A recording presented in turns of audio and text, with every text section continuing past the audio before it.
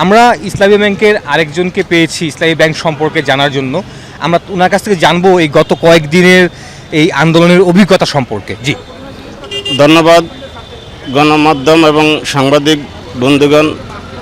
আমি বলতে চাইতেছি, আমি ইসলামিক ব্যাংকের একজন গ্রাহক এবং আমি একজন ব্যাংকার।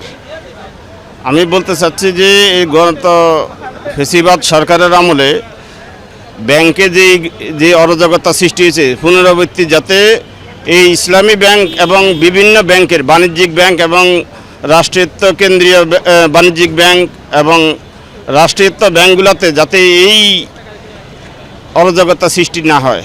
ইসলামী ব্যাংকের যে গ্রাহক এবং যারা চাকরিজীবী তারা যে কষ্টের এই আন্দোলন, এটা যৌক্তিক।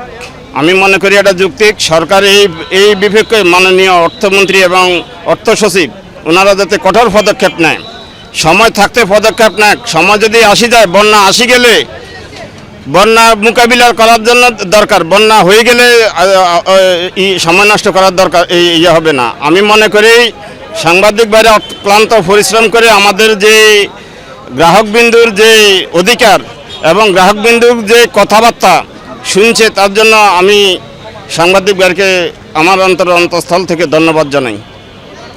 সরকারি নিয়মে ঋণের 7% টাকা দিয়ে ঋণ আপ টু ডেট করা যাবে, এই ব্যাপারে আপনার মন্তব্য কি?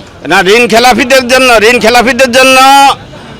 খেলাফিদের জন্য তাদেরকে জেলে রাখা উচিত। তাদেরকে আবার কেন 7% না 8%, এগুলো একটা জানতে ধারণা। এগুলো অর্থনীতিবিদ যারা আছে, আমি মনে করি, আমি অর্থনীতিবিদ না, যারা অর্থনীতিবিদ আছে, এটা একটা ভ্রান্ত ধারণা। ঋণ যারা খেলাফি, এদেশে ঋণ খেলাফি যারা, পাবলিকের টাকা হোক গভর্নমেন্টের টাকা হোক, তাদেরকে জেলের মধ্যে স্থানান্তর করা উচিত।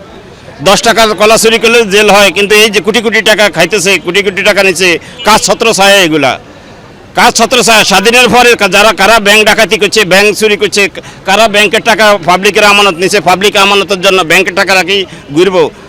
পাবলিক ব্যাংকের গ্রাহকরা হলে ব্যাংকের মালিক, কোনো ডিরেক্টর ফিরেক্টর এরা ব্যাংকের মালিক না।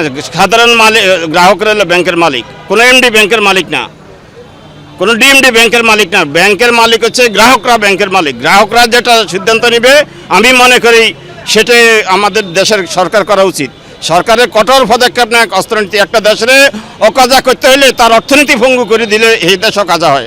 সুতরাং এটা একটা চক্রান্ত, একটা বহির্বিশ্বের একটা চক্রান্ত চলতেছে এই অর্থনীতি নিয়ে। গত গভর্নমেন্টের আমলে 70% টাকা হয়ে গেছে, আর 30% টাকা রিজার্ভ আছে, এই টাকা খাওয়ার জন্য ফায়তারা করতেছে।